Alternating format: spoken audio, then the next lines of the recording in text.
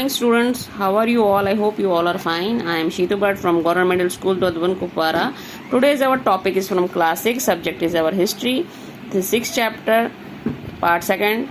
So our सब topic is उपनिषद. ठीक है बच्चों, अभी फर्स्ट पार्ट में हमने देखा था the story of Buddha, Gautam Buddha की कहानी पढ़ी थी, उनकी टीचिंग्स के बारे में हमने पढ़ा था. आज जो हमारा सब टॉपिक है वो है उपनिषद. ठीक है, आज हम उपनिषद के बारे में पढ़ेंगे. हमने देखा कि जब वैदिक टाइम्स में था तो धीरे धीरे जो मैंने आपको बताया पहले भी डेवलपमेंट हो रही थी. पॉलिटिकल नहीं खाली हो रही थी, रिलीजियस डेवलपमेंट भी हो रही थी.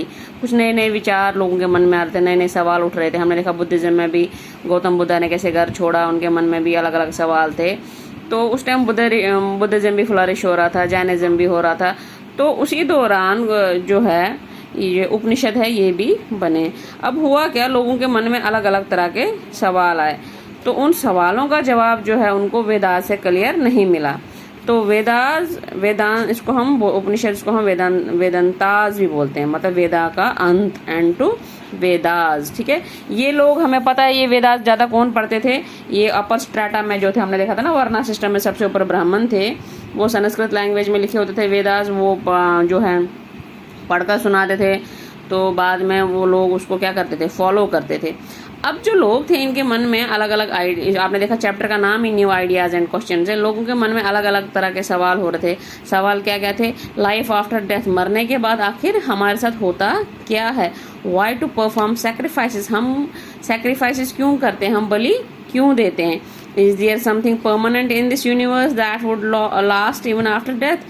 क्या इस यूनिवर्स में, क्या इस कायनात में कोई ऐसी चीज है जो परमानेंट है, जो हमेशा रहने वाली है, जिसकी डेथ ही नहीं होगी, या हम डेथ के बाद भी कोई लाइफ है. तो ये सवाल जो हैं ये हर किसी के मन में, जो लोग थे उन दिनों वो सोचने लगे, थिंकर सोचने लगे. तो उसके बाद क्या हुआ जो उपनिषद जो हैं वो बने. ठीक है, उपनिषद भी जो है प्रीस्टिस ने ही लिखे हुए हैं, जैसे वेदास प्रीस्टिस ने लिखे थे, उपनिषद भी उन्होंने लिखे. ये भी टेक्स्ट है, जैसे बुक्स है ना वैसे ही ये भी. तो जो इसमें नए आइडियाज, नए थॉट्स आप देखोगे, आंसर उनके क्वेश्चन के आंसर मिले, थोड़ा अलग तरीके से इंटरप्रिटेशन और क्लैरिटी थी. अब लोगों के मन में इसमें जो है उपनिषदों से क्लैरिटी मिली, जो उनके मन में सवाल थे उनको इस उपनिषद में उनके जवाब मिलने लगे. ठीक है, अब उपनिषद में क्या कहा गया है, कुछ थिंकर्स ने बोला कि जो है दो चीजें हैं हमारे पास, आत्मा और ब्रह्मा. आत्मा हो गया इंडिविजुअल सोल और ब्रह्मा जो है वो सुप्रीम सोल. माना जाता है जैसे हम जब तक हमारे शरीर में, हमारी बॉडी में जब तक सोल है तो हम जिंदा हैं. जैसे हमारे शरीर से प्राण निकल जाते हैं ना, तो सोल निकल जाती है, तो हम क्या रह जाते हैं, एक बॉडी है ना, डेड बॉडी हो जाती है हम. तो उन्होंने बोला एक सोल है और उस सोल से भी ऊपर एक सुप्रीम सोल है, कोई कायनात को जो चला रहा है, पूरे यूनिवर्स को जो चला रहा है, सुप्रीम सोल है, वो भी है. तो आत्मा और ब्रह्मा. ठीक है, वो बिलीव करने लगे थिंकर्स, दे बिलीव्ड अल्टीमेटली आत्मा एंड ब्रह्मा वर वन. इन्होंने बोला कि देखा, हमने अगर देखा था पीछे बुद्धिज्म में, उन्होंने बोला था कर्मा, जिसके जैसे कर्मा होंगे वो वैसा, जो जैसे काम करेगा वैसा ही जो है उसकी लाइफ जो है अभी प्रेजेंट में भी होती है और फ्यूचर में लाइफ आफ्टर डेथ भी उसकी वैसी ही होती है. अच्छे कर्म करेगा तो अच्छी लाइफ, बुरे कर्म करेगा तो बुरी लाइफ. ठीक है, तो इन्होंने बोला कि आखिर में हमको ये दोनों चीजें जो हैं वो सोल जो है इनको एक होना पड़ता है. These ideas answers recorded in Upanishad.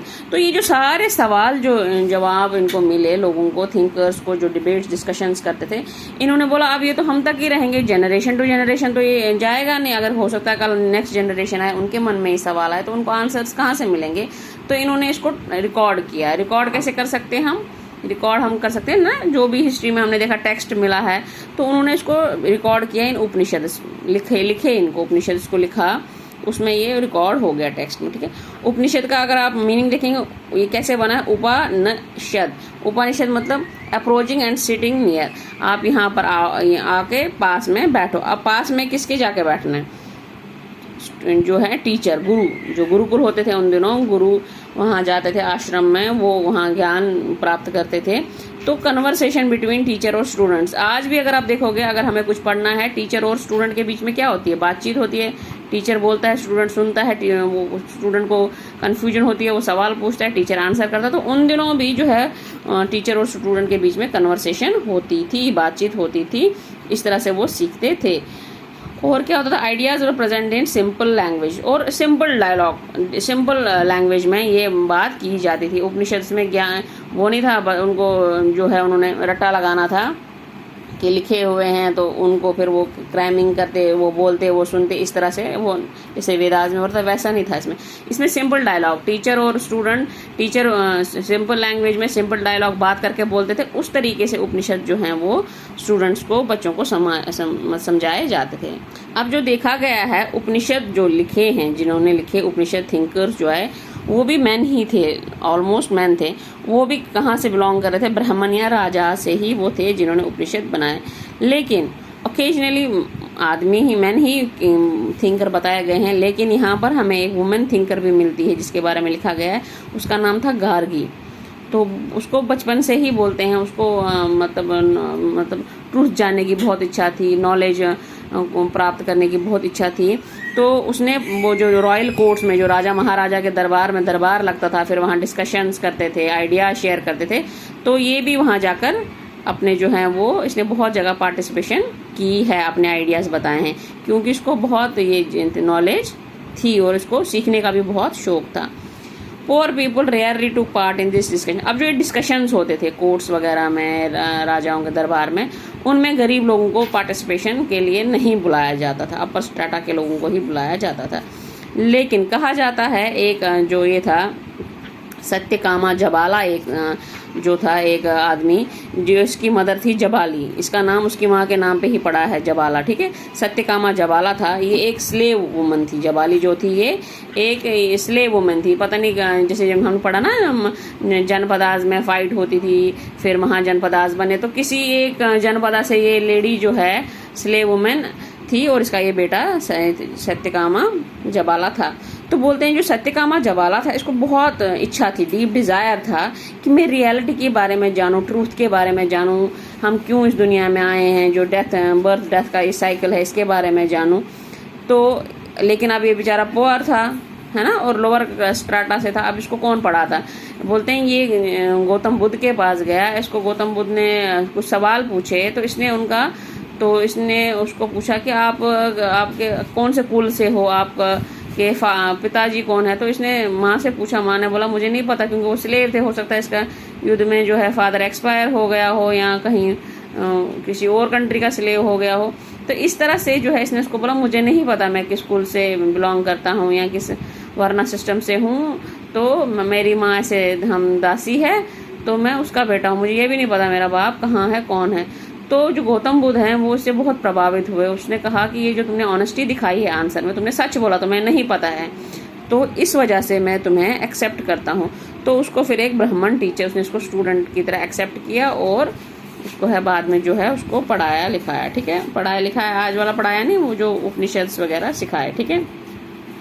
Many of ideas of the Upanishads are later developed by famous thinker Shankaracharya. कहा जाता है जो उपनिषद जो हैं ये बाद में जो इसमें और जो डेवलप किया गया है, अगर आप ये नाम बहुत फेमस है हिंदुज़म में, शंकराचार्य, इसने बहुत ज़्यादा डेवलप उसका किया है। उसने बहुत सारे आइडियाज़ जो है, बहुत ज़्यादा न्यू थॉट्स जो हैं इसमें इसने ऐड किए हैं शंकराचार्य ने। इसके बाद एक स्टोरी है आपके, एक उस बुक में एक जो बॉक्स है उसमें दिखाया गया है कि एक बार एक गरीब आदमी, एक वाइज बेगर है, उसके ऊपर लिखा हुआ एक भिखारी जो आता है, दो सेजेस वो कर रहे होते हैं, ध्यान लगा रहे होते हैं, तो वो आता है, उनको बोलता है मुझे खाने के लिए कुछ दो, तो वो उसको मना कर देते हैं। तो वो उसको बोलता है तुम लोग किसकी उपासना कर रहे हो? वो बोलते हैं हाँ एक सुप्रीम है, एक परमात्मा है, एक गॉड है, हम उसकी कर रहे हैं जो कायनात को चलाता है। वो उसको बोलता है अगर कायनात को वो चलाता है इसका मतलब वो मुझे भी खाने के लिए, मेरा भी उसने इंतजाम किया होगा, मुझ भिखारी का। तो वो बोलते हैं हाँ बिल्कुल किया होगा।